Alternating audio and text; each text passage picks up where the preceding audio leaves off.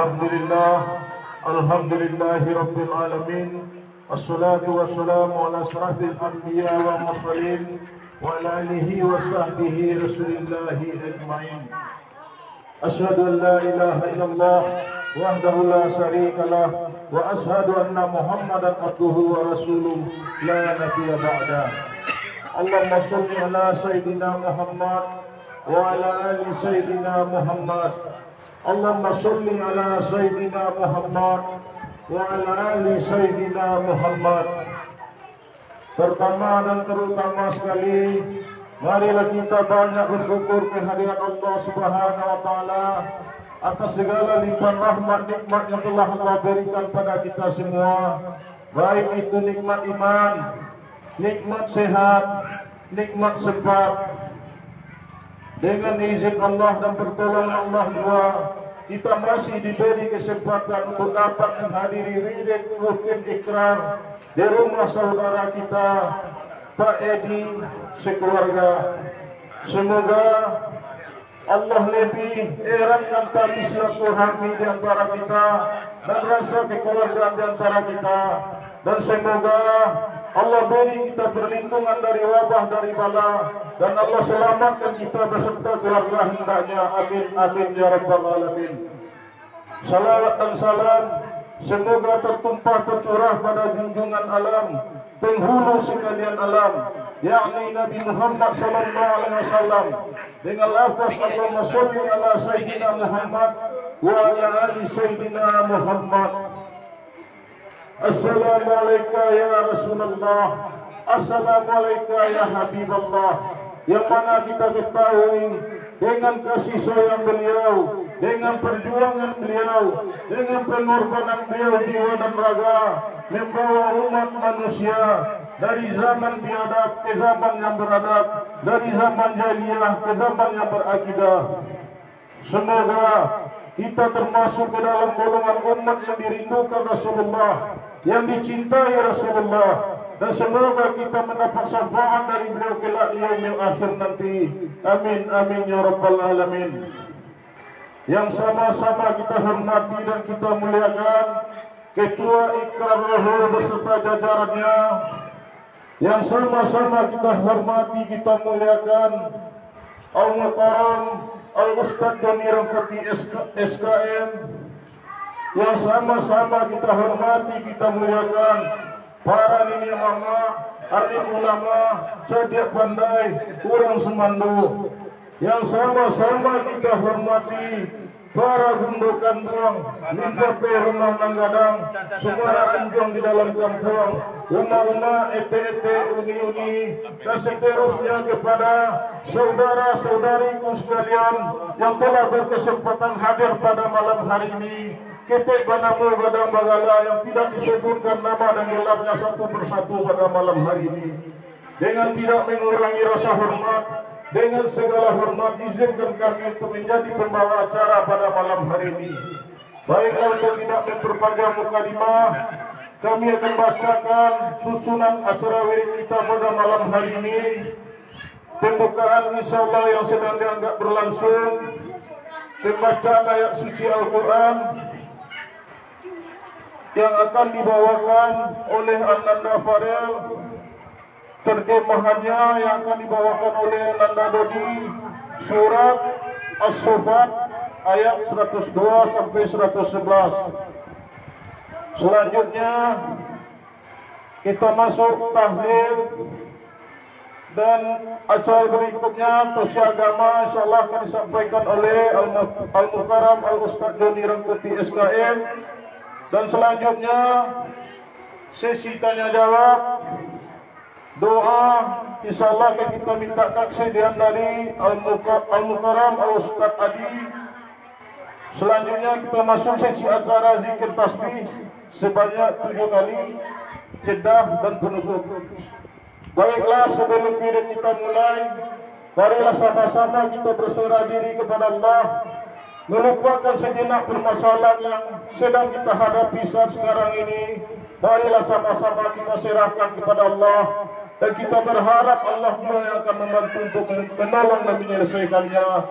Dan sebelum kita mulai, mari sama-sama kita bacakan umum Al-Quran Al-Fatihah.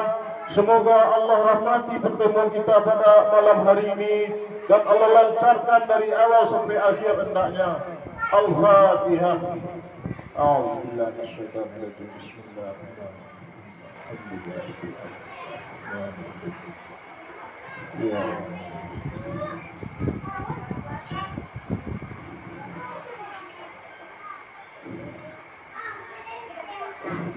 Baiklah, kita masuk acara berikutnya, pembacaan ayat suci Al-Quran yang akan dibawakan oleh Ananda Farel. Kepada Ananda dipersilakan. Assalamualaikum warahmatullahi wabarakatuh.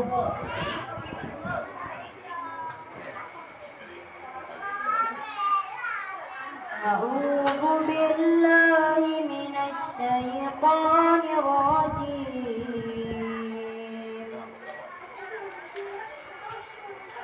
Bismillahirrahmanirrahim.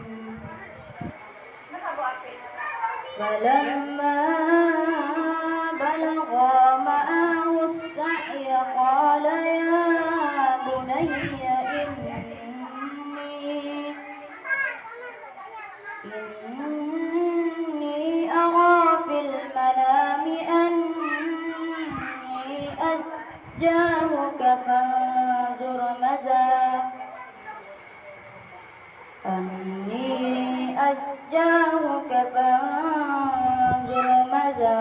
tara.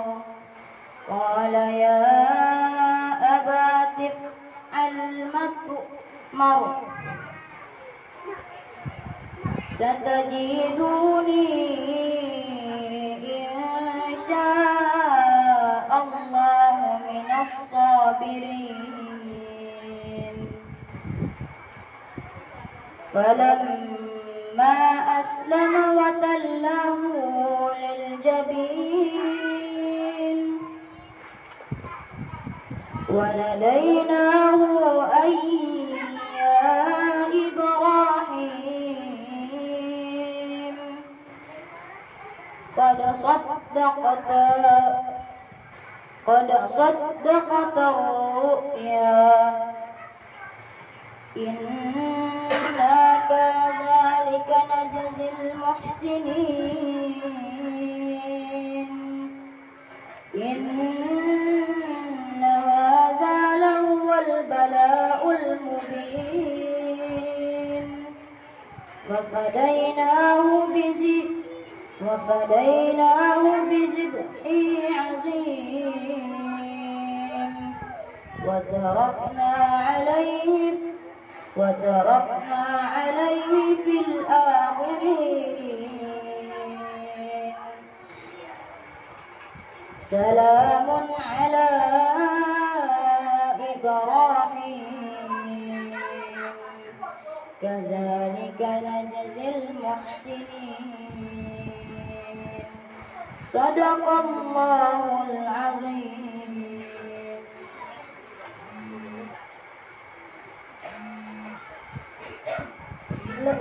Assalamualaikum warahmatullahi wabarakatuh.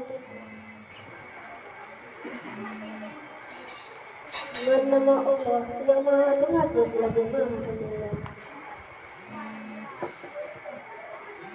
Maka ketika anak itu sampai pada umur sanggup berusaha bersamanya, Ibrahim berkata, wahai anakku, sesungguhnya aku berhutang bahwa aku mau membelimu. Maka perkirakanlah bagaimana perkataannya. Dia Ismail menjawab, wahai ayahku, lakukanlah apa yang diperintahkan Allah kepadamu. Insya Allah, engkau akan mendapatiku termasuk orang yang sabar. Maka ketika kedua telah berserah diri, dan dia Ibrahim memberikan anaknya atas pedipisnya untuk dilaksanakan perintah Allah. Lalu kami panggil dia, wahai Ibrahim, sungguh engkau telah membenarkan mimpi itu.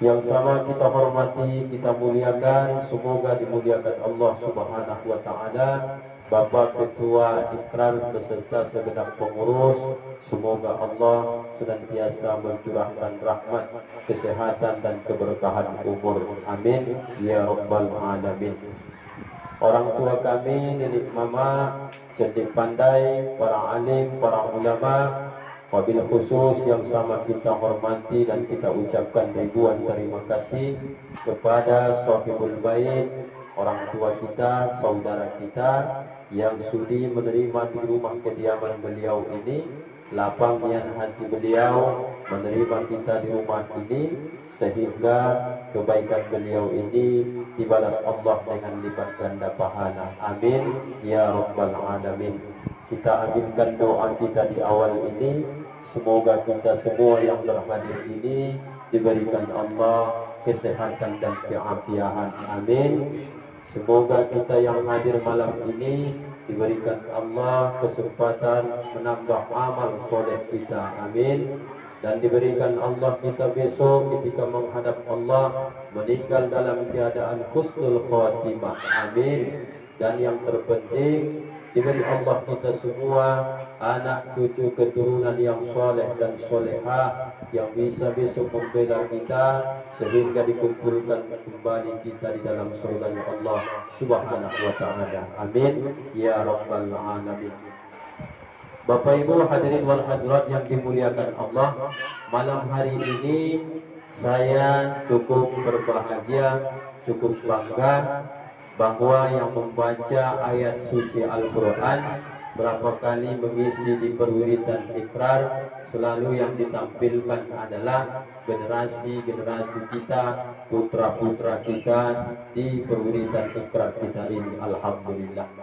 Namun pada kali ini izinkan kembali sebelum Ustadz memberikan materi untuk mengulang ayat yang dibaca oleh anak kita tadi. Perlu kita koreksi karena ayat Quran ini salah baca, salah makhrajnya, salah tajwidnya, salah makharijul hurufnya, atau lebih fatal salah pengucapan hurufnya, maka berubahlah artinya. Itulah buktinya belajar tentang ilmu tajwid namanya. Mana Al-Qur'annya tadinya? Buka kembali.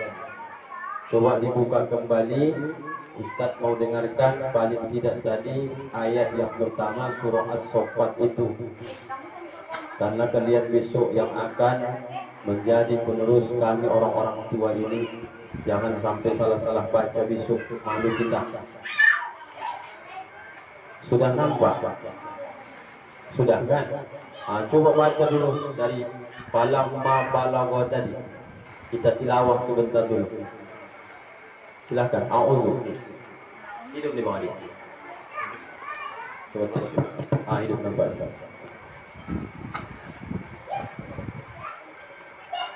A'udzu billahi minasy syaithanir rajim.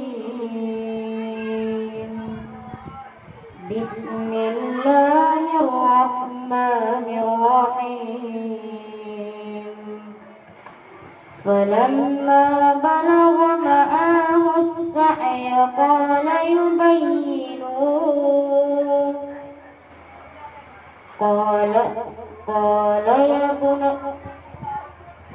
قال يا بني إني أرى في المنام أني أسجاك فانظر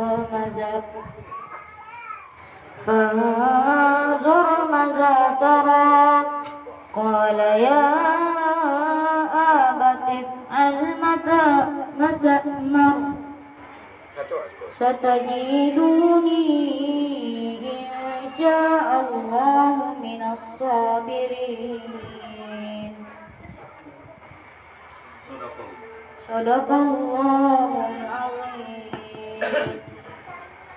Coba perhatikan ya, ada 10 salahnya dalam satu ayat itu. Coba simak baik-baik. Falamma balagha ma'ahu as-sa'ya. Coba.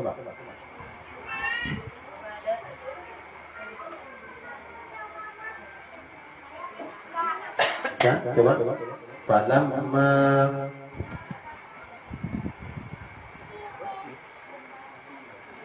langsung aja. Dengar ya. Oh itu, jangan panjang ayatnya. Falamma balagha ma'ahu sa'ya.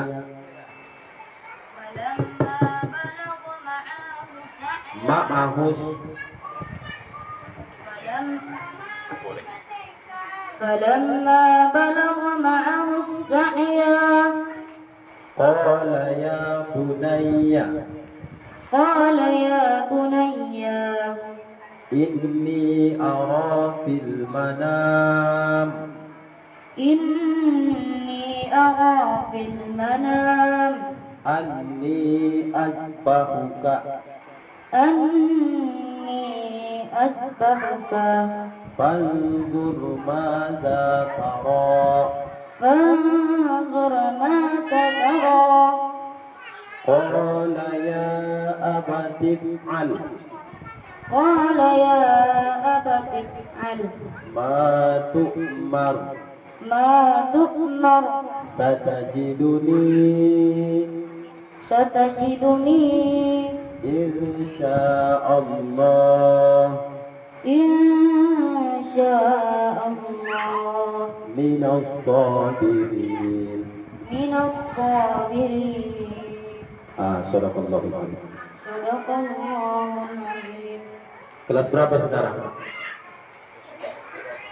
Kelas berapa sekarang? Kelas 1 SMP baru masuk. Ya.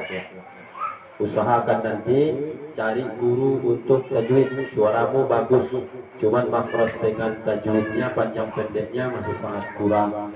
Maka usahakan nanti bakatnya sudah nampak bagi orang tua yang punya aset untuk generasi Islam seperti ini. Tolong Bapak nanti leskan, carikan guru untuk anak-anak kita ini. Kalau diajarkan pas waktu ramai, maka Ananda akan ingat ini sampai akhir hayat besok. Karena saya juga waktu kecil dulu pernah dituin oleh guru, itu yang saya ingat. Maka semenjak kita sudah besar, itu pula lah kita ajarkan ke anak-anak kita.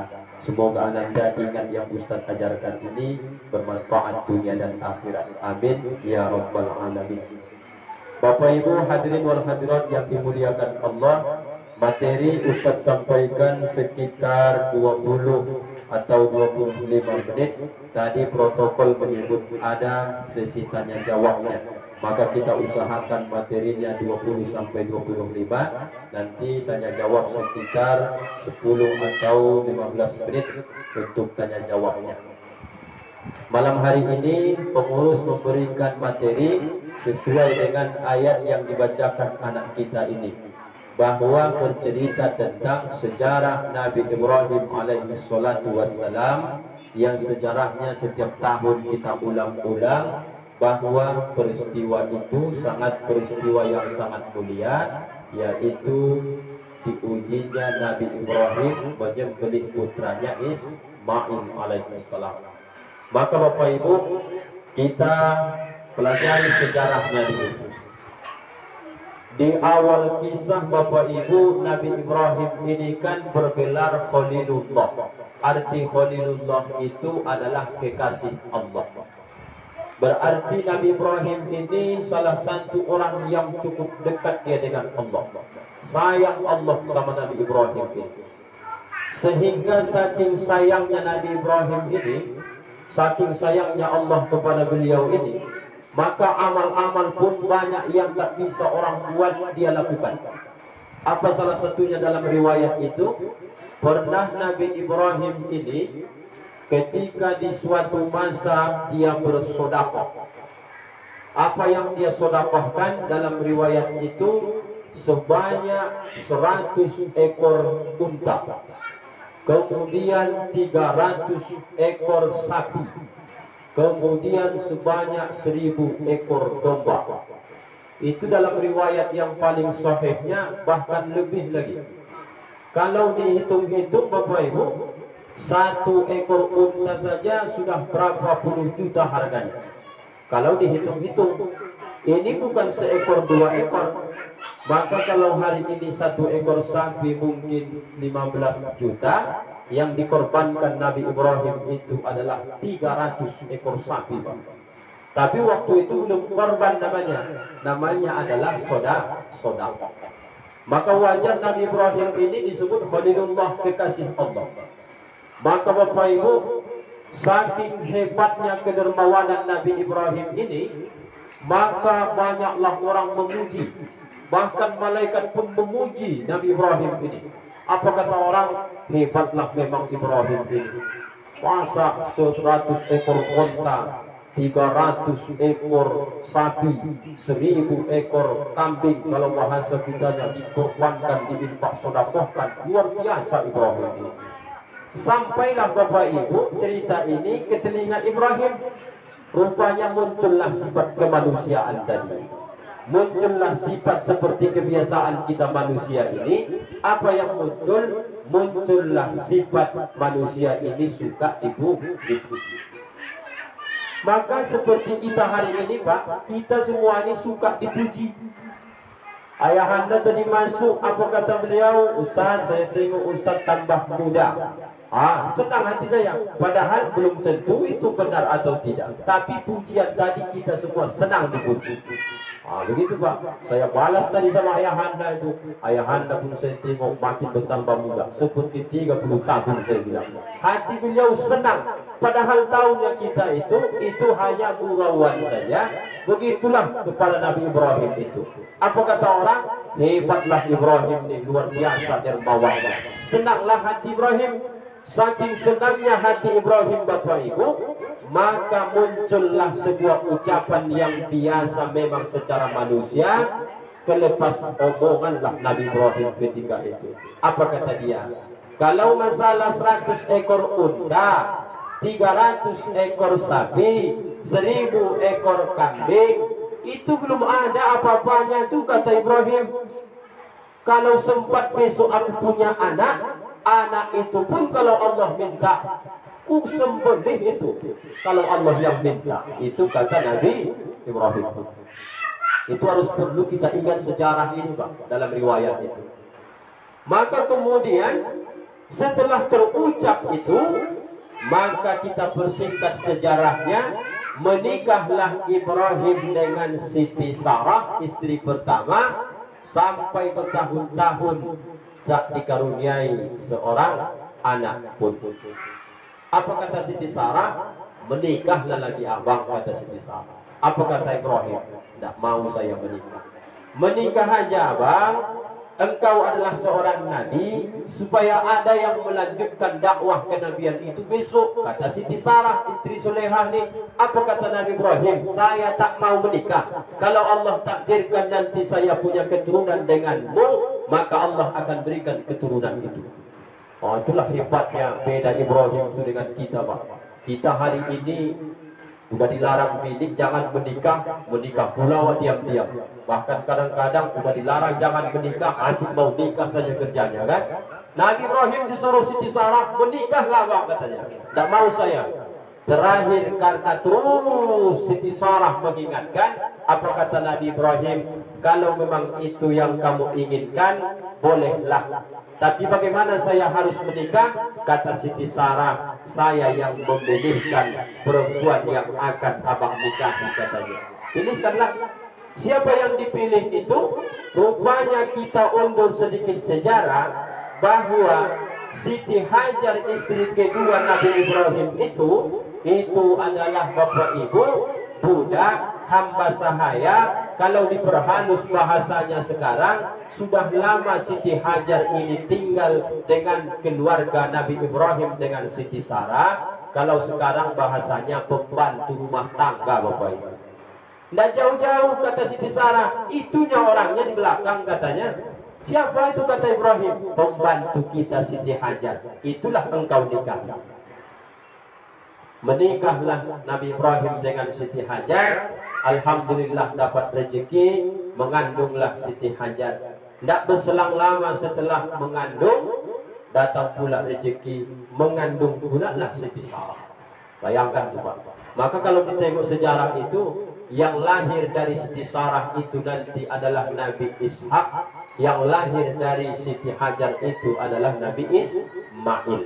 Dari Siti Sarah itu Nabi Ishak keturunannya nanti sampai Nabi Yakub, Yusuf, sampai terus ke bawah, baru berhenti putus keturunan tadi sampai Nabi Isa alaihi salam. Sementara Nabi Ismail itulah nanti garis keturunannya mulai daripada Abdul Muttalib sampai ke Abdullah sampai ke Muhammad sallallahu alaihi wasallam. Maka kalau anak kita membaca sejarah nanti diambilnya dari Siti Sarah, dipelajarinya nanti tentang masalah kenabian Nabi Ishak, kemudian Yakub sampai Nabi Yusuf, terus dia ke bawah, maka mentok keyakinan mereka akan meyakini sampai Nabi itu adalah Nabi Isa. Maka akidahnya nanti pasti berbeda seperti orang sebelah, dia tak yakin dengan adanya Nabi Muhammad sallallahu alaihi wasallam. Jadi kita jalur mana kita Pak Ustaz? Kita jalur sebelah kanan, jalur dari Siti Hajar yang melahirkan Ismail. Ismail itulah daripada nenek moyang kita, dari jalur Nabi Ibrahim alaihi salam, lahir terus.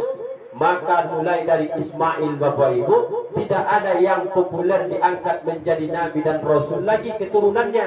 Karena keturunan Nabi Yakub itulah bangsa Bani Israel Yahudi itu sampai terus ke bawah. Maka kemudian dari Nabi Ismail barulah sampai Muhammad sallallahu alaihi wasallam.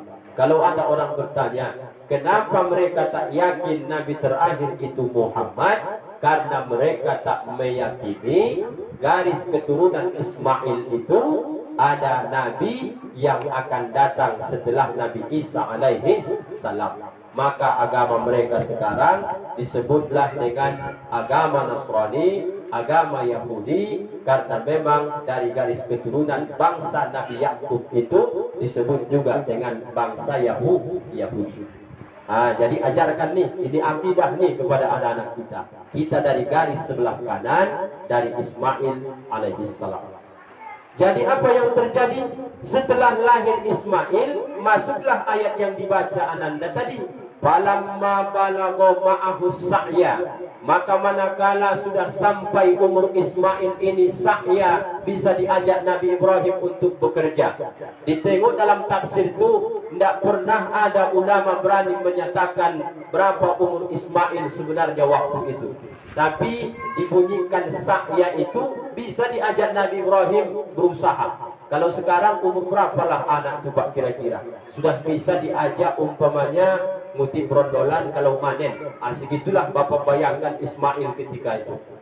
Maka dalam surah As-Saffat ini, falamma balagha ma'ahu sa'ya, maka manakala Nabi Ibrahim melihat Ismail sudah bisa Ismail diajak untuk bekerja, apa katanya?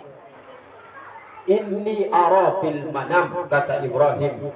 Ananda, ada bahasa kelembutan di situ. Ya bunaya, wahai anakku.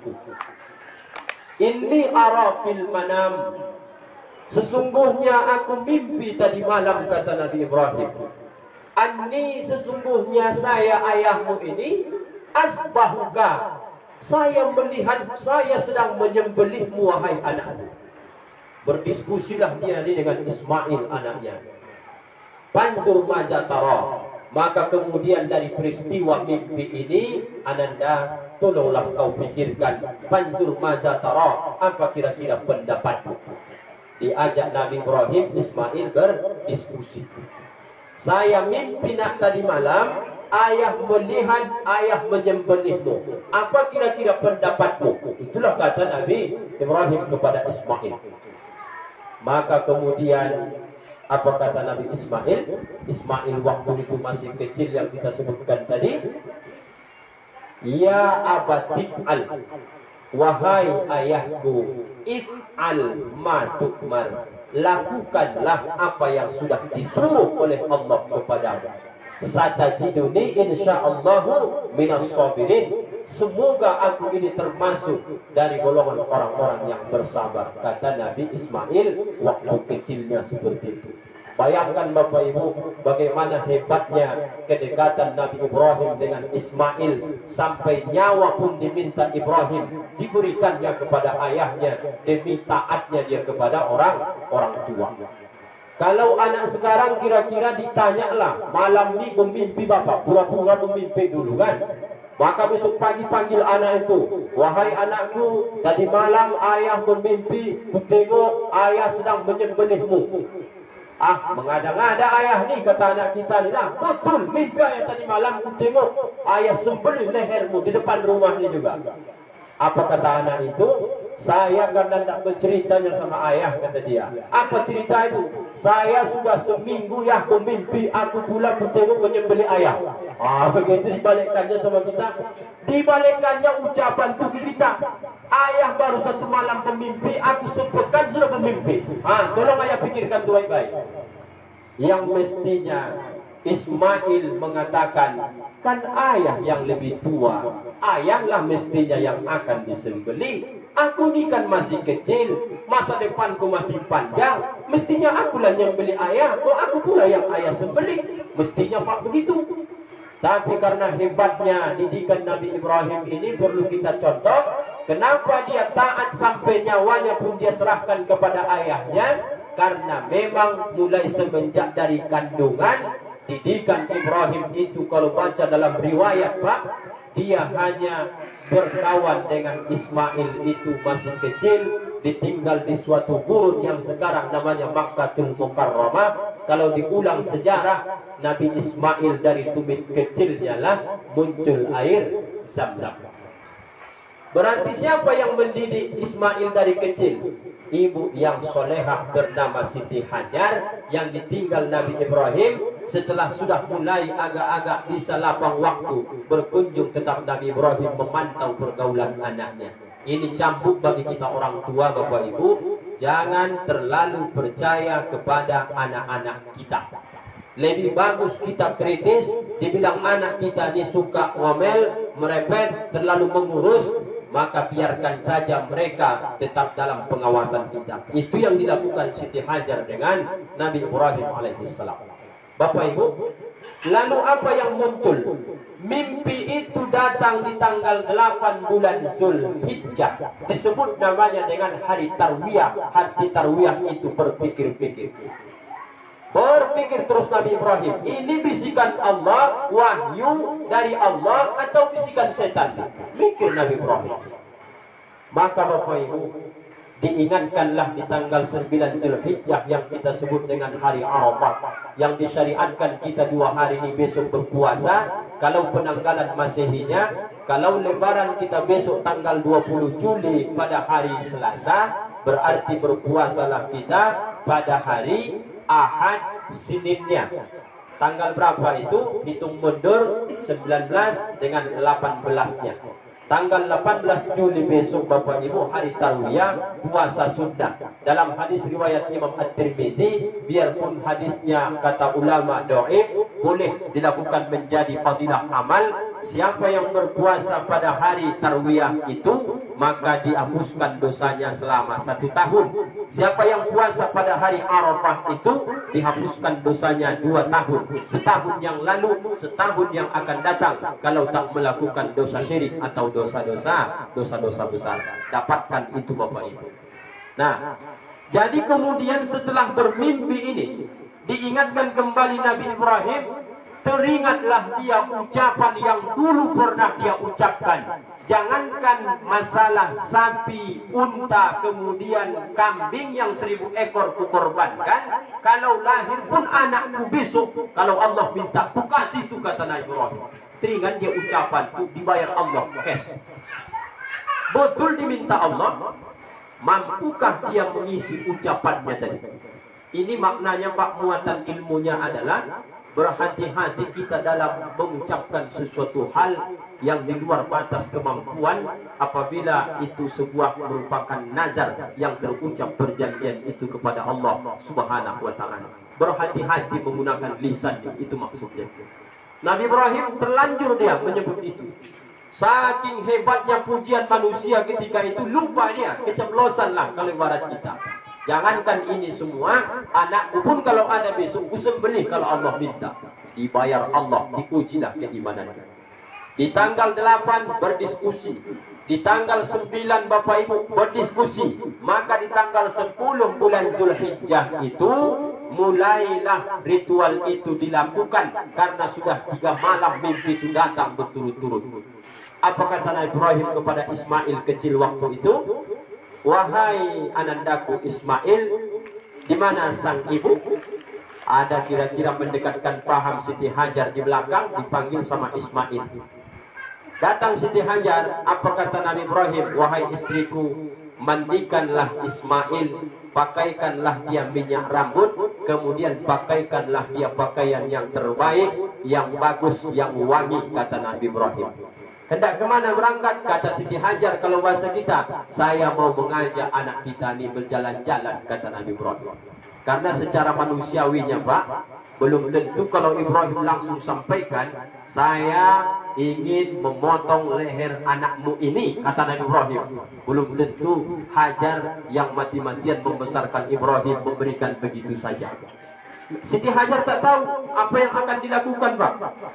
Maka setelah mereka ini berangkat, singkat riwayat, maka kemudian di tengah jalan datanglah iblis laknatullah, atau anaknya iblis namanya setan. Apa kata mereka ini? Teruslah datang gerombolan-gerombolan, terus satu yang berbisik. Kepada siapa dia datang? Kepada Ibrahim alaihissalam. Apa kata dia? Alangkah bodohnya lah kau Ibrahim.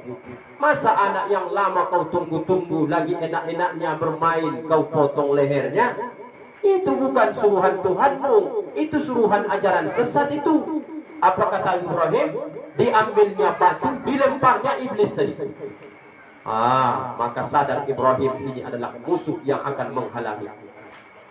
Tak mempan sama Ibrahim, berangkatlah dia menjumpai Siti Hajar yang berada di rumah. Ibrahim dengan Ismail sedang terus berjalan menuju tempat penyembelihan ini, Pak.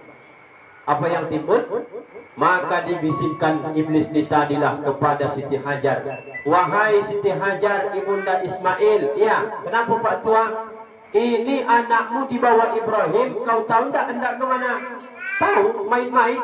Bukan main-main, kata iblis ini tadi. Dibawa Ibrahim Ismail itu, anakmu hendak mau disembelih, mau dipotong lehernya. Kata Ibrahim, itu dapat mimpi bisikan dari Tuhannya. Apa kata Siti Hajar? Kalaulah betul itu memang dari Allah, jangankan Ismail, diriku ini pun akan kuserahkan untuk disembelih Ibrahim. Berangkat kau dari sini. Iblis laknatullah, dilempar Siti Hajar kali kedua. Tak mempan Ibrahim digoda, tak mempan Siti Hajar digoda. Yang ketiga lagi, Ismail kecil waktu itu. Apa kata dia? Ismail, alangkah bodohnya lah engkau, yang mestinya tak mungkinlah ayahmu tega menyembelihmu. Tapi karena ayahmu itu sudah mulai pikun, tua, tak ada perasaan, maka mau disembelihnya, lari sajalah. Apa kata Nabi Ismail kecil waktu itu? Diambilkannya batu, wahai yang sudah terkutuk, yang tersesat, dilemparnya Bapak Ibu batu tadi, itulah mengenai mata sebelah kiri. Dalam riwayat mengatakan mata sebelah kanan daripada iblis laknatullah. Jadi celonglah dia sebelah matanya tadi, dilempar. Bisikan yang tiga ini, itulah yang sering ketika berangkat haji, berangkat umrah diingatkan mutawif. Itulah sejarah yang sampai hari ini disebut dengan melontar zumrah. Kata orang tua melontar zumrah. Ada tiga itu, melontar zumratul ula, zumratul wusta, dan zumratul aqabah. Sampai hari ini jamaah haji itu melakukan syariat itu, melontar zumrah. Nah, setelah sampai di tempat penyembelihan itu, muncullah diskusi Ismail dengan Ibrahim ini. Apa kata Ismail? Wahai ayah, yang pertama, tolong sebelum nanti ayah menyembelihku, tolong betul-betul perhatikan pisaunya harus tajam. Inilah menjadi kesunahan hari ini. Besok mau hewan kurban dipotong, cek dulu betul-betul pisau golong itu benar-benar tajam. Apa kata Ismail? Tengok ya, betul-betul tajam supaya tak menyakitkan nanti ketika golong itu berjalan di leherku. Kemudian ayah, ikat tanganku ke belakang. Kemudian usahakan nanti ya tutup wajahku, karena kalau ayah nampak wajahku nanti ayah pasti kasihan. Kemudian ayah usahakan jangan kena darah tu ke bajuku, maka nanti baju ini bawa pulang menjadi kenang-kenangan sama Ibunda Hajar. Kalau nampak dia nanti baju ini ada bekas darah, maka nanti dia akan terlalu merenung, kemudian dia akan stres dan dia akan terus mengingat-ingatku. Kemudian apalagi kata Ibrahim, usahakan beberapa bulan ke depan ayah, jangan pernah anak yang seumuranku lewat di depan rumah kita, karena itu bisa menyakitkan hati Ibunda Hajar besok. Baiklah kalau begitu kata Ibrahim. Begitu Pak diambil pisau yang diasah yang cukup tajam tadi, diletakkan di atas leher Ismail kecil, tak mempan Pak. Tegak lagi balik Ismail, duduk dia. Apa kata dia? Ya, kok tak mempan? Sudah kuat rasanya kata Ibrahim, tak mempan ya. Coba ulang lagi balik. Begitu Pak. Bukan sekali sembelih kejadian. Pertama kali disembelih itu tak mempan. Duduk balik Ismail. Ditanyanya, mungkin ayah kurang bertenaga, atau mungkin golok ni kurang tajam ni ya. Tajam ni. Coba ulang lagi balik. Bayangkan. Ini nyawa ni taruhannya ni. Berbaring Ismail balik. Digorokkan kembali, tak mempan juga. Apa kata Nabi Ismail kecil waktu itu? Ayah, lepaskanlah ikatan tanganku ini, seolah-olah kalau tak dilepas nanti nampak aku tak ikhlas untuk melaksanakan ritual ini di hadapan Allah. Aku malu kata Ismail. Dilepas tangan tadi. Ini kali ketiga mau penyembelihan. Sebelum ayah sembelih cek dulu golok itu benar apa tidak tajam. Maka untuk membuktikan golok tadi tajam atau tidak, diambillah batu kecil, kemudian dipukulkan oleh Ibrahim ke batu kecil tadi Pak. Bukan pecah batu, tapi terbelah dia, saking tajamnya golok itu Pak. Bacalah dalam riwayat itu. Ini tajam nih kata Ibrahim sama Ismail. Kalau begitu ya silahkanlah lakukan. Ketika kali ketiga ini ritual ini mau dilakukan, sama saja dengan peristiwa pertama, maka muncullah kalimat yang sangat luar biasa. Turun malaikat Jibril, digantinya lah Ismail itu dengan sebuah kibas yang dibawa langsung dari surga. Dari syariat kurban itu Bapak Ibu, muncullah kesombongan kembali, yang muncul penghargaan besar dari Allah Subhanahu wa Ta'ala. Kesombongan itu bukan lagi Ibrahim dengan Ismail, tapi Allah tunjukkan kesombongan kemahakuasaannya di hadapan malaikat. Apa kata Allah? Dulu ketika kuciptakan Adam, maka semua kalian malaikat komplain. Dalam surah Al-Baqarah itu, wa iz qala rabbuka lil malaikati inni ja'ilun fil ardi khalifah. Kalian semua komplain, kenapa ya Allah kau ciptakan manusia di muka bumi? Mereka akan menumpahkan darah, berselisih, saling merebut harta, sementara kami wa nahnu nusabbihu bihamdika wa nuqaddisu lak, siang malam kami bertasbih memujimu, kamilah mestinya di dunia yang layak. Kata malaikat, pada hari ini saksikanlah bahwa ketika kalian nampak Ibrahim disembelihnya harta yang paling berharga dalam hidupnya, kalian saksikan Ibrahim, dia adalah kekasihku. Malu malaikat pada hari itu Pak, melihat ritual ibadah yang lakukan Ibrahim dengan Ismail ini. Itulah syariat awal sejarah dari kurban yang kita lanjutkan sampai hari ini Pak. Ayo kita petik hikmahnya. Kalau tadi kurbannya 100 ekor unta, 300 ekor sapi, 1000 ekor kambing, dirupiahkan Pak, dalam riwayat itu kurang lebih sampai 15 miliar. Ada yang bilang sampai 20 miliar. Kaya Nabi Ibrahim di Berantusan, kaya Pak, luar biasa. Kemudian belum cukup, anaknya yang paling berharga Pak, satu-satunya pula itu, tidak bisa pula dipilih. Paling disayang Ismail ini dibandingkan Ishak tadi, tapi Ismail yang dipilih oleh Allah. Kalau kita Pak, 5 anak kita, mimpi tadi malam namanya, sembelih anakmu 1 kata dia, 5 anak kita, masih ada bisa berpikir kan, pilih mana yang agak nakal dari yang 5 ini, itulah potong, kan begitu kira-kira. Ini cuma 1 nih lah. Yang paling disayang, paling dicinta, lagi enaknya main, disuruh dipotong, disembelih. Bisa bapak merenung, ibu merenung sejenak. Kenapa Ibrahim mampu melakukan itu? Kalau Allah menyuruh, Jawabannya karena kedekatan itulah dengan Allah, ingin lebih akrab lagi dengan Allah.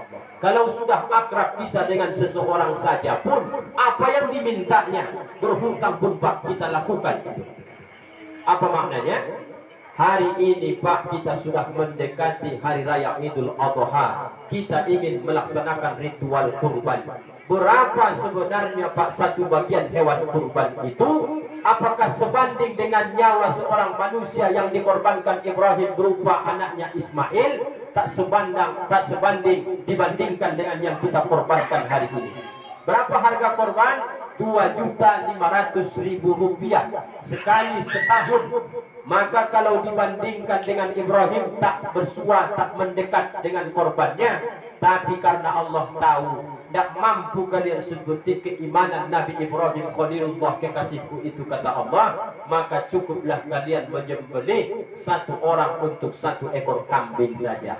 Maka Pak, kalau sampai kita lama hidup di dunia ini, sekalipun seumur hidup tak pernah niat untuk berkurban, maka demi Allah, kitalah orang yang paling malu besok di hadapan Allah Subhanahu wa Ta'ala. Paling tidak Pak, niatkan Pak, demi Allah, semiskin apapun kita, paling tidak Pak, sekali seumur hidup pernah kita berkurban atas nama kita.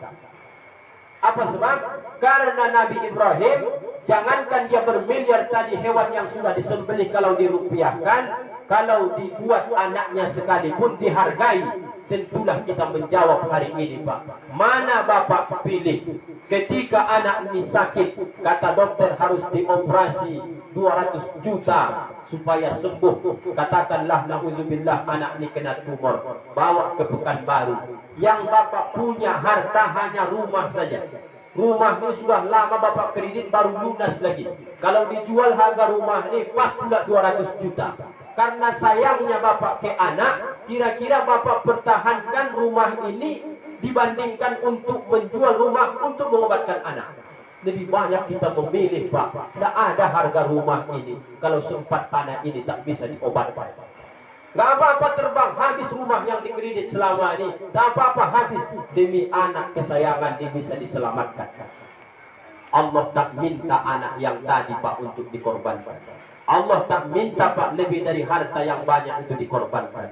Allah minta Pak hanya 2.500.000 per tahun yang akan kita persembahkan dalam rangka mendekatkan diri kepada Allah.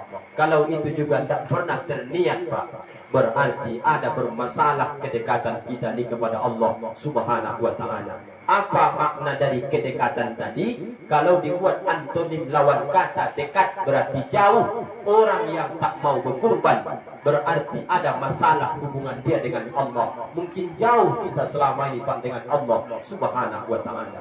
Berarti orang yang berkurban bukan perkara mohon maaf banyaknya duitnya, bukan perkara luasnya sawitnya, bukan perkara berapa gajinya tiap bulan. Perkara masalah kurban mutlak karena kedekatan hubungan dengan Allah Subhanahu wa Ta'ala. Orang yang tak dekat nih Pak, tak mampu dia lakukan itu. Apa kata dia sama panitia kurban? Ketika ditanyanya berapa satu bagian? 2.500.000. Kalau kami orang Medan menyebutnya sampai mengomak dia bahasanya. Mahal betul tuh. Omak tak bisa diturunkan lagi tuh. 2.500.000 Pak. Kalau dipikir-pikir, dibaca diulang-ulang tafsir dari surah Al-Kautsar itu. Inna a'tainakal kautsar, sesungguhnya nikmat yang cukup banyak sudah kami berikan, kata Allah. Malam hari ini Pak, sudah berapa banyak kalau kita pikirkan. Beras Allah kita makan berapa ton semenjak lahir ke dunia ini Pak. Air Allah yang kita minum ini berapa banyak Pak. Sawit yang kita panen itu berapa ton sudah Pak. Banyak sudah kita nikmati. Yang Allah minta, fasholli li rabbika, cara membayar itu semua kata Allah, tidak usah kau bayar dengan duit, tapi cara pertama, fasholli li rabbika, jangan kalian tinggalkan sholat, jangan kalian bermain-main, sholatlah kalian kata Allah. Kemudian wanhar, kemudian berkorbanlah kalian. Masa sekali setahun tak bisa kalian sempatkan? Maka Bapak Ibu yang dimuliakan Allah, tujuan sejarah ini diingatkan kembali. Saya yakin sudah sering kita dengarkan. tujuannya supaya memotivasi kita balik. Ini tinggal beberapa hari lagi sudah masuk 10 Zulhijjah. Usahakan Pak, paling tidak niat ikut kurban tahun ini Pak. Kalau tidak ikut tahun ini, niatkan tahun besok, minta sama Allah dikasih kelapangan rezeki. Maka para ulama berbeda pendapat tentang ini. Sebenarnya hukumnya itu wajib atau gimana Pak Ustaz? Yang mewajibkan hukum kurban itu adalah Imam Hanafi, mazhab Hanafi. Mereka mengatakan itu wajib hukumnya kurban tadi. Kalau Syafi'i dengan imam yang lain, kata mereka adalah hukumnya adalah sunnatun muakkadatun. Hukumnya adalah sunnah yang sangat dikuatkan. Mendekati wajib tapi tak sampai wajib. Tapi kalau sampai tak dilakukan kita merugi. Jadi Pak, kita satu rumah ini 7 orang. Usahakan 1 orang tiap tahun ada perwakilan dari rumah ini ikut kurban. Tidak usah 7-7-nya Pak. Repot kita nanti banyak duitnya kan. Paling tidak Pak, kalau mampu bagus. Tapi kan ekonomi tidak sama semua. Paling tidak niatkan. Kami di rumah ini sebanyak 7 orang. Anak-anak 5, suami istri tambah 2. 7 orang. Tahun ini bapak dulu. Tahun besok istrinya. Tahun besok anak pertama. Sampai besok setiap tahun kita ikut kurban. Jadi Pak, terakhir Ustaz sampaikan materi ini. Kenapa sangat penting kurban ini?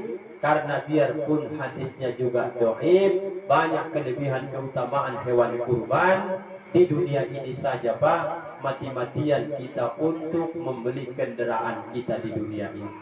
Mobil tuh Pak, ratusan juta kita kredit, mati-matian Pak.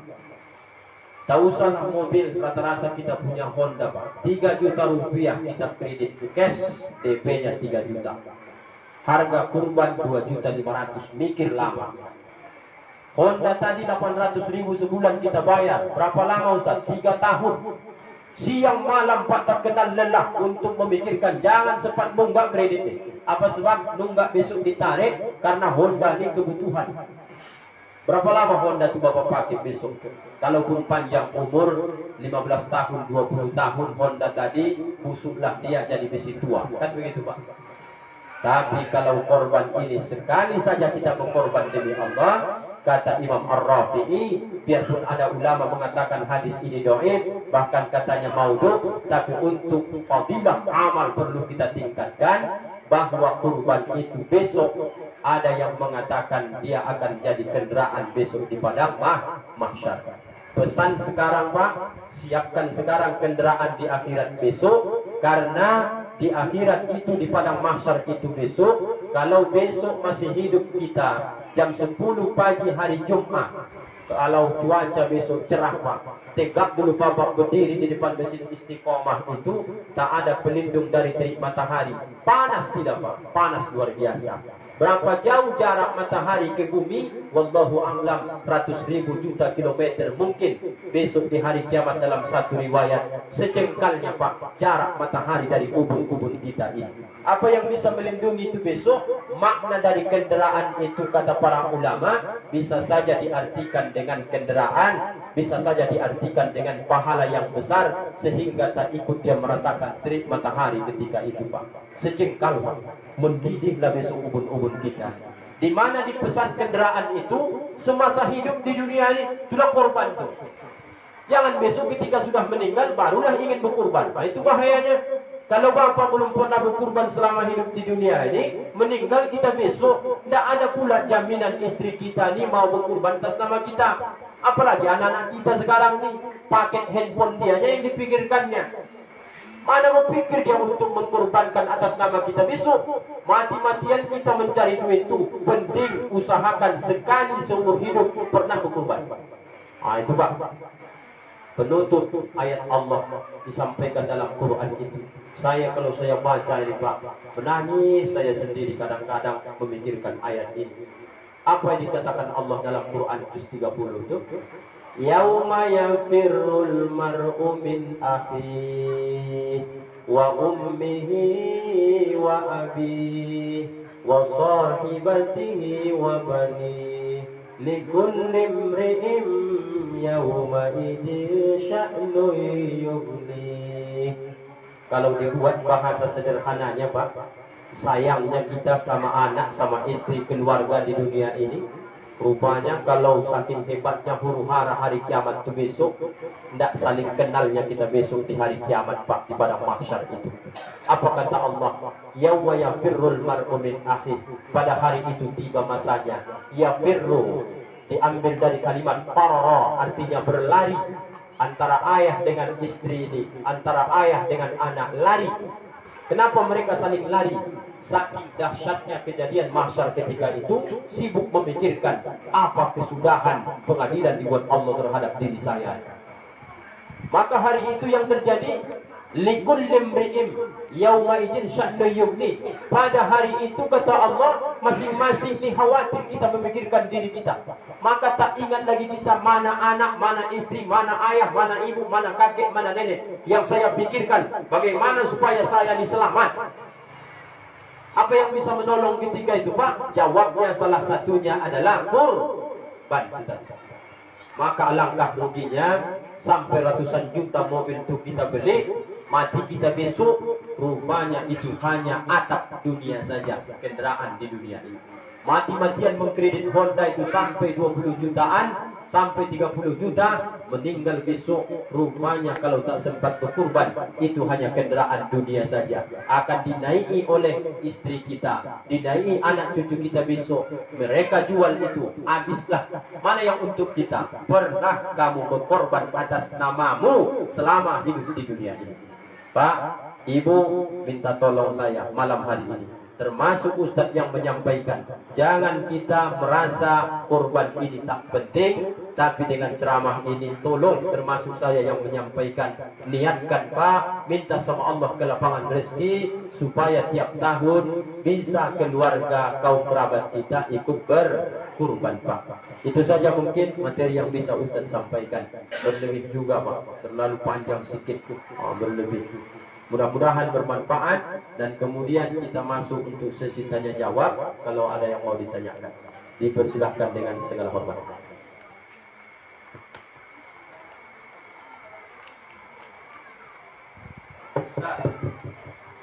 Ya.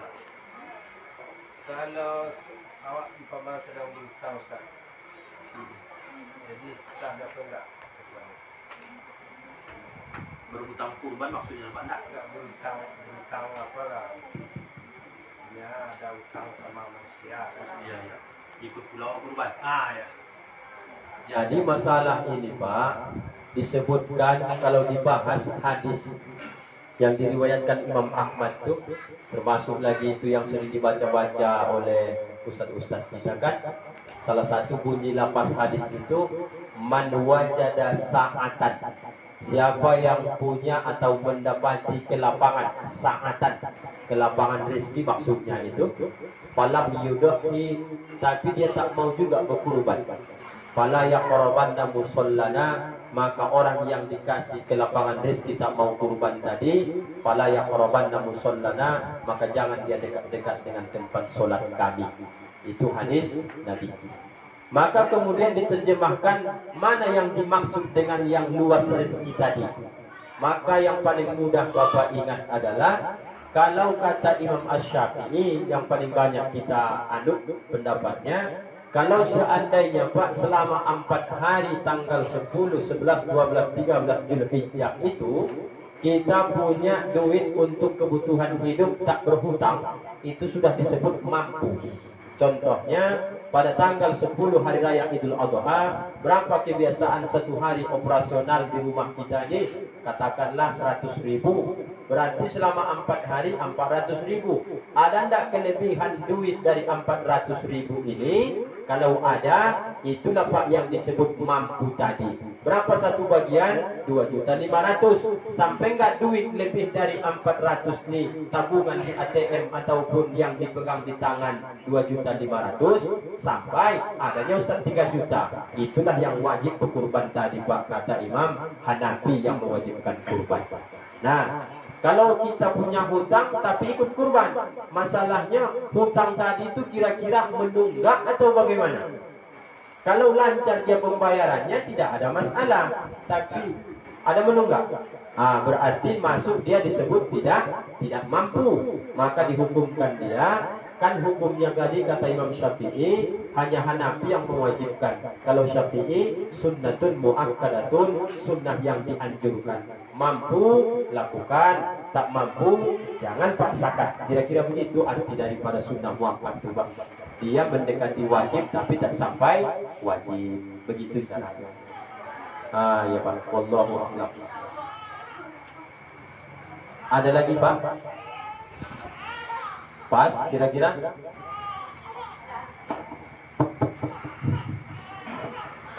Kalau masih ada dipersilahkan.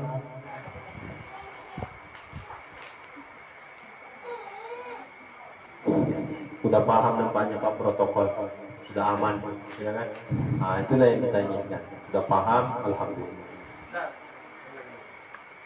kalau kita laki-laki ini wajib atau dianjurkan gimana salat berjemaah ini?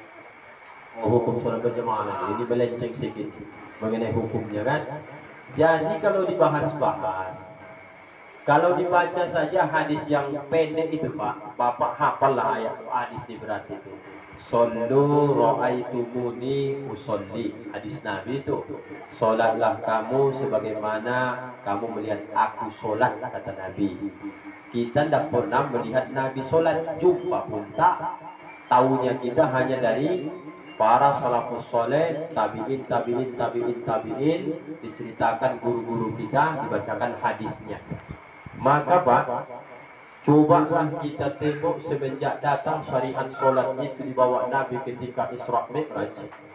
Coba nanti supaya terbukti ditengok sirah nabawiyah itu, perjalanan kehidupan Nabi. Coba dilihat bagaimana Nabi solat fardunya, pernahkah dia solat sendiri? Itu jawabnya. Kalau solat sunnah, betul yang ada hadis dari Aisyah itu sampai bengkak betis Nabi, itu dari istri Nabi Aisyah sendiri menyaksikan. Dan hadis yang lain juga, saya pikir Nabi tadi sudah wafat, kata Aisyah. Kenapa begitu? Saking lamanya Nabi sujud, dipikir Aisyah setelah Nabi habis sholat ditanyanya. Saya kira Nabi tadi sudah meninggal dunia. Saking lamanya Rasul sujud.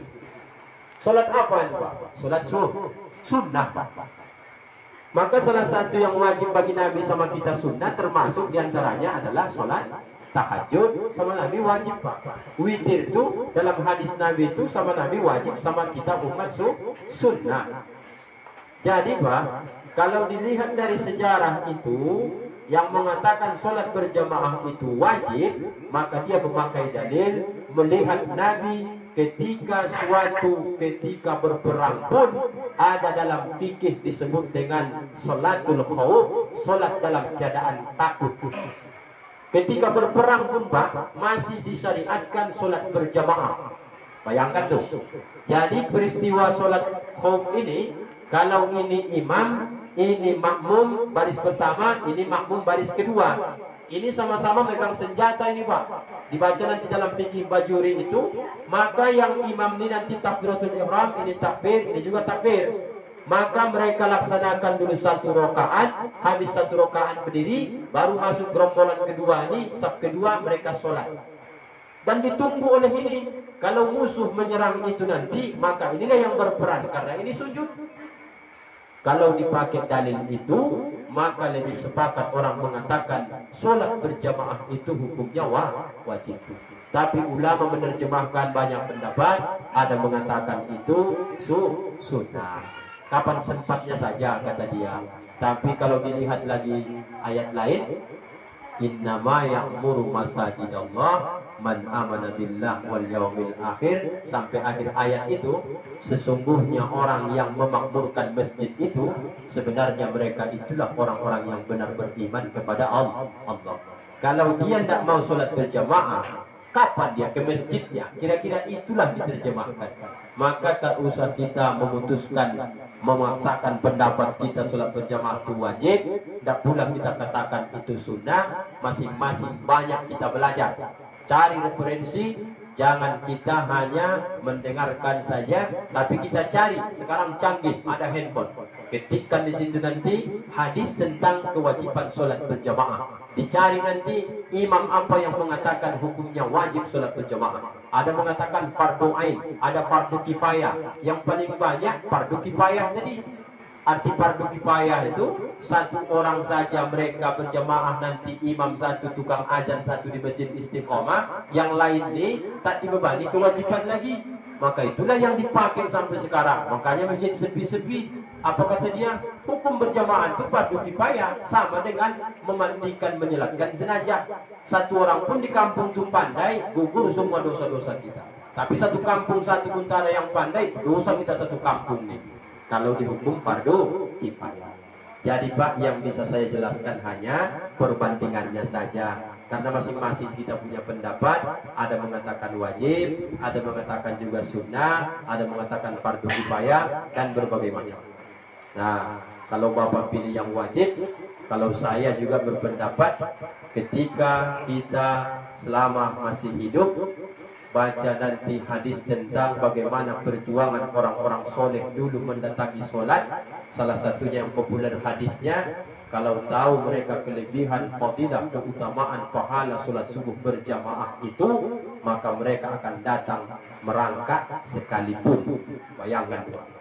Itu peristiwa yang dilakukan oleh Abdullah bin Ummi Maktum. Begitu juga dengan sahabat lain, buta, tua, tak ada penuntun, kemudian berbahaya di jalan, datang juga berjamaah. Maka kalau itu diambil dalilnya, memang wajibnya sholat berjamaah ke masjid.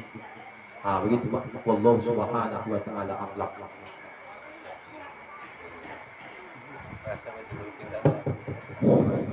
Terima kasih kita ucapkan kepada Al-Ustaz Joni Rangkuti SKM. Semoga apa-apa yang beliau sampaikan menjadi pedoman bagi kita semua untuk lebih baik lagi ke depannya. Dan kita masuk sesi acara berikutnya. Doa akan kita mintakan kesediaan dari saudara kita Al-Mukarram Al-Ustaz Adi. Kepada beliau dipersilakan dengan segala hormat. Assalamualaikum warahmatullahi wabarakatuh. Bapak-bapak, ibu-ibu, jemaah kaum muslimin kaum muslimat yang dimuliakan Allah Subhanahu wa taala. Sebelum kita mengerjakan doa, marilah bersama-sama kita mengucapkan istighfar sebanyak 3 kali. Astaghfirullahaladzim, alladzi la ilaha illa huwal hayyul qayyum wa atubu ilaih. Astaghfirullahaladzim, alladzi la ilaha illa huwal hayyul qayyum wa atubu ilaih. Astaghfirullahaladzim, alladzi la ilaha illa huwal hayyul qayyum wa atubu ilaih. A'udzu billahi minasy syaithanir rajim. Bismillahirrahmanirrahim. Alhamdulillahi rabbil alamin wa aqibatu lil muttaqin wassalatu wassalamu ala asrafil anbiya'i wal mursalin wa ala alihi wa sahbihi rasulillahi ajma'in. Allahumma salli ala sayyidina Muhammad wa ala ali sayyidina Muhammad. Allahumma ighfir lana dhunubana wa liwalidayna warhamhuma kama rabbayana shaghira wa li jami'il muslimina wal muslimat wal mu'minina wal mu'minat al ahya minhum wal amwat bi rahmatika ya arhamar rahimin. Allahumma inna ala zikrika wa syukrika wa husni ibadatik. La hawla wa la quwwata illa billahil aliyyil azim. Allahumma inna nas'aluka ridhaka wal jannah wa na'udzu bika min sakhtika wan nar. Allahumma iftah lana abwaabal rahmah wa abwaabal maghfirah wa abwaabal tawfiq wal hidayah wa abwaabas salamah fid din wad dunya wal akhirah wa abwaabal sihah wa abwaabal quwwah wa abwaabal rizq wa abwaabal jannah. Allahumma inna na'udzu bika min azabil qabri wa min azabin nar wa min fitnatil mahya wal mamat ومن فتنة المسيح الدجال. اللهم إنا نسألك سلامة في الدين وعافية في الجسد وزيادة في العلم وبركة في الرزق وتوبة قبل الموت ورحمة عند الموت ومغفرة بعد الموت. اللهم هون علينا في سكرات الموت والنجاة من النار والعفو عند الحساب. يا الله بها يا الله بحسن الخاتمة. اللهم ربنا هب لنا من الصالحين ربنا هب لنا من الصالحين ربنا هب لنا من الصالحين ربنا هب لنا من أزواجنا وذرياتنا قرة أعين واجعلنا للمتقين إماما.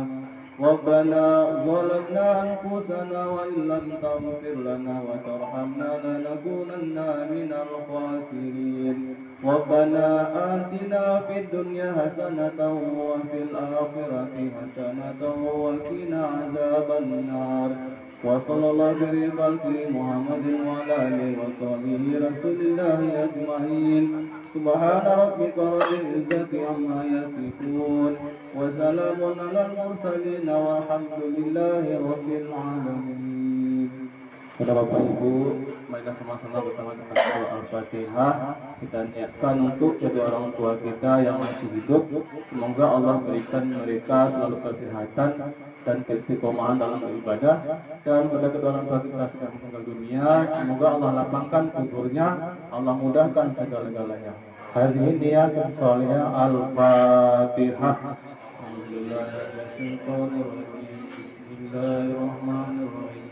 Alhamdulillahi rabbil alamin arrahmanir rahim maliki yaumiddin iyyaka na'budu wa iyyaka nasta'in ihdinas siratal mustaqim siratal ladzina an'amta 'alaihim ghairil maghdubi 'alaihim waladdallin. Amin amin ya Allah, amin amin ya Rahman, amin amin ya Rahim. آمين آمين يا مجيب سائل دعواهم بها سبحانك اللهم وتحيتهم فيها سلام وآخر دعواهم أن الحمد لله رب العالمين. أستغفر الله. السلام عليكم ورحمة الله وبركاته. Terima kasih kita ucapkan kepada Ustaz Adi. Baiklah, sebelum kita masuk jeda, mari sejenak kita zikir tasbih. Subhanallah walhamdulillah wa la ilaha illallah wallahu akbar. Subhanallah Allahu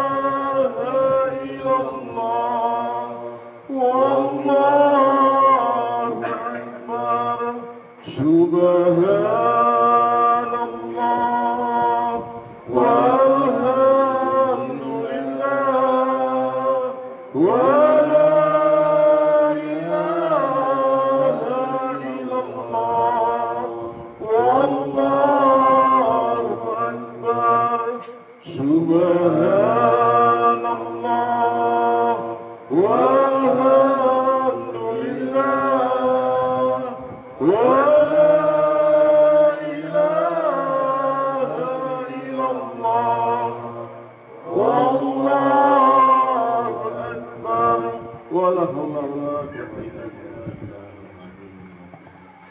Kita masuk sesi acara berikutnya, Jeddah.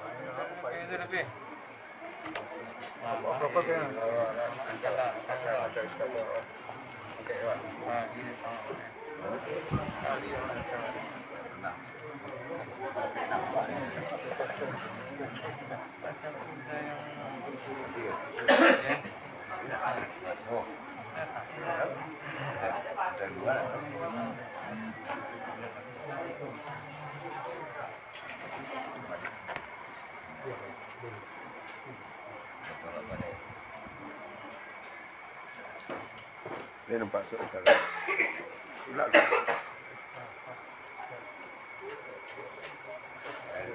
Itu masalah dalam komedi.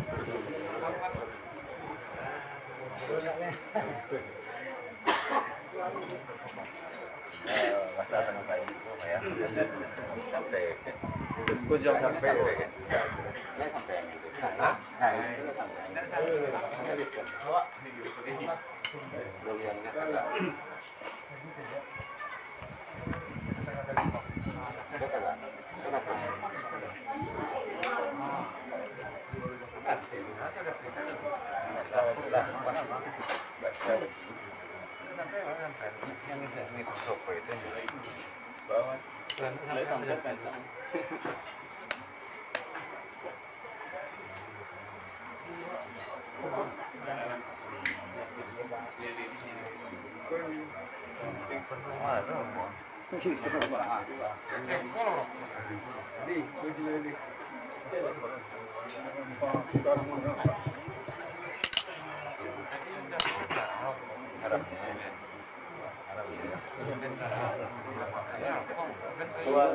Di luar lah.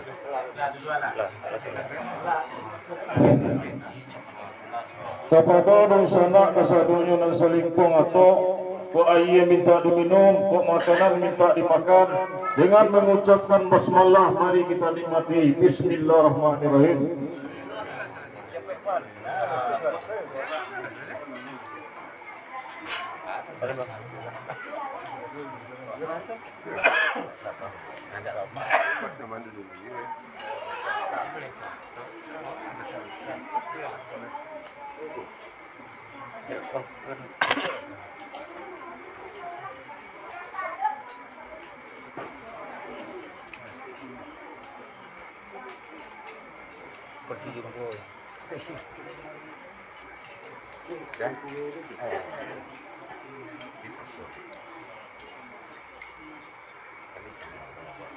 Nama aja. Kasut. Kasut nama tu. Itu ada nama dia. Alam malam. Empat. Ya.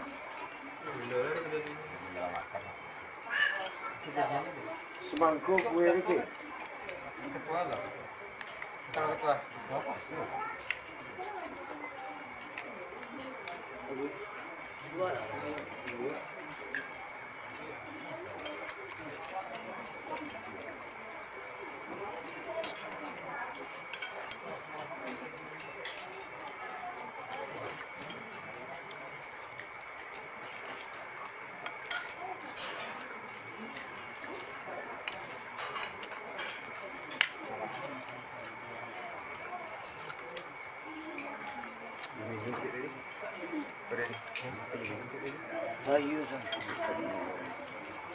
Pakai minum. Kopi. Aduh, kopi ni.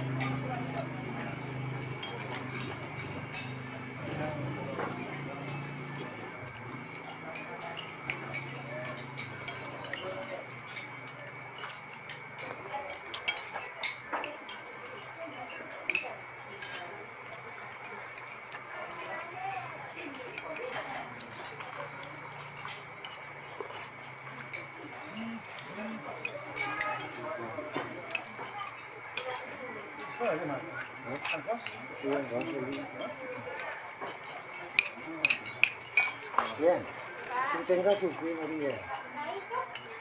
Ya, kalau nanti María dulu. Bang, jadi.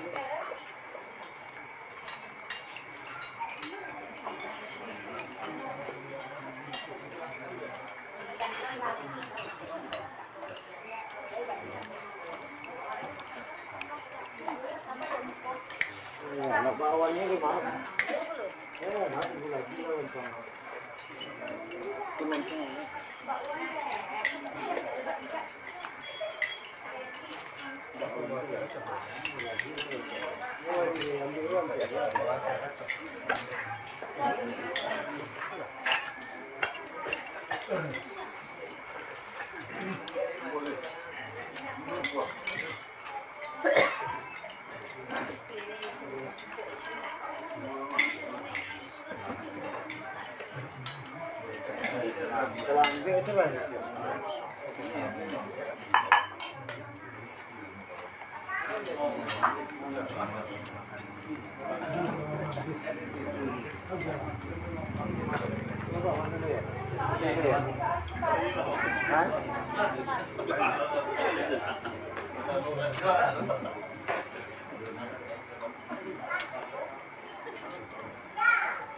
Ini dia lontong bawahnya.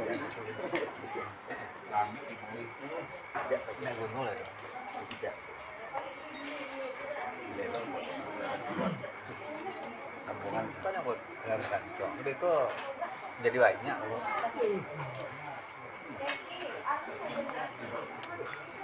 Jadi aja lah jadi.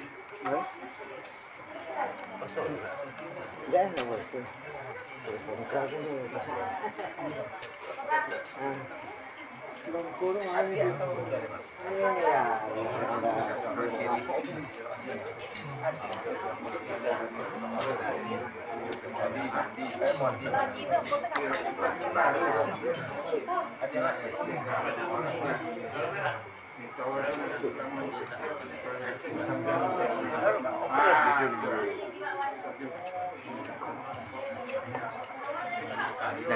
Dah. Lagi ustaz lah. Ustaz.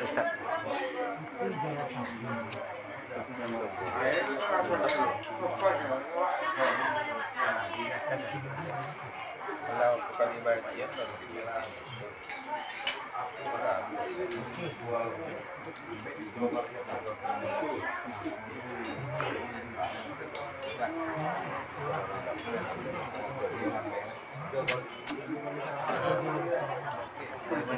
Ada kota.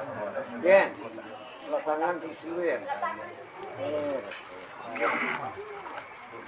Kau nak apa? Berbuat.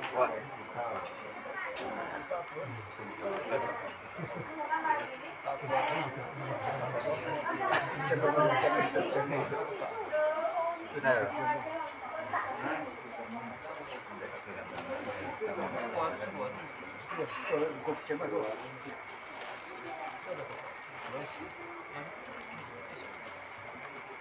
Ikan. Kosong kok tak ada ikan. Hah? Kosong kan? Kosong. Ada betul. Di sini dia. Jadi sampai.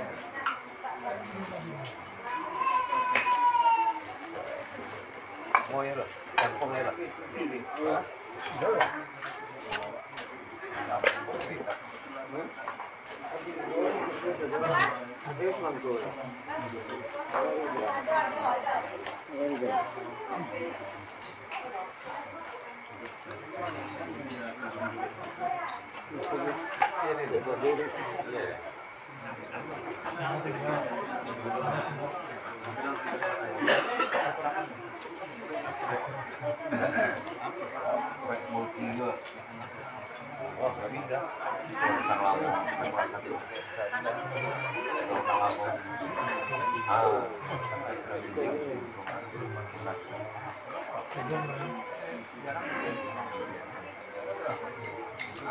Isuan.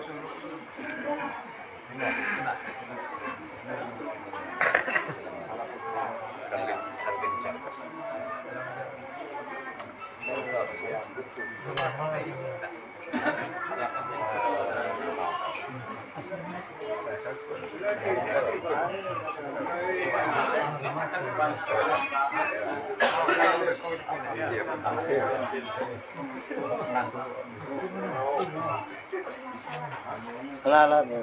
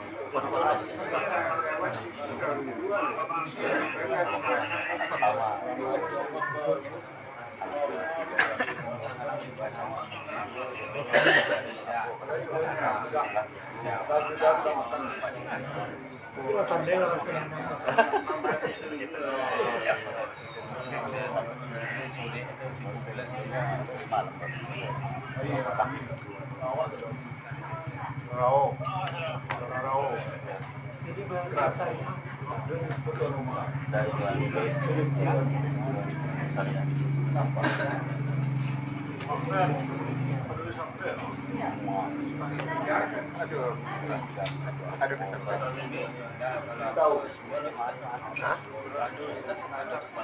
Iya, standar boleh, standar. Iya, Ramo. Jadi. Ini kan juga mahal, ini mahal. Ini bodi. Saudara ini ada negara sampai na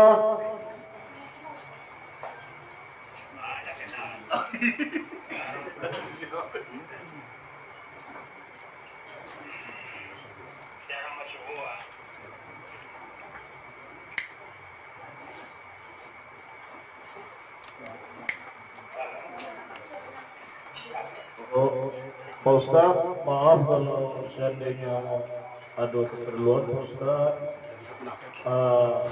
Bukan maaf Pak Ustaz, bukan maaf pun bukan maksudnya. Tapi kalau ingin ngopi-ngopi dulu ya.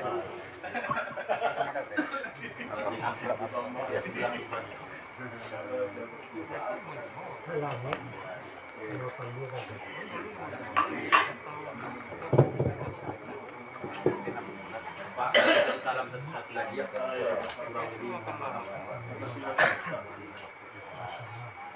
Ya, Bet. Ini. Waalaikumsalam. Iya. Bahasa wajib. Iya, Ustaz ya. Kalimantan. Bangka doang. Oke, Pak Ustaz. Kalimantan.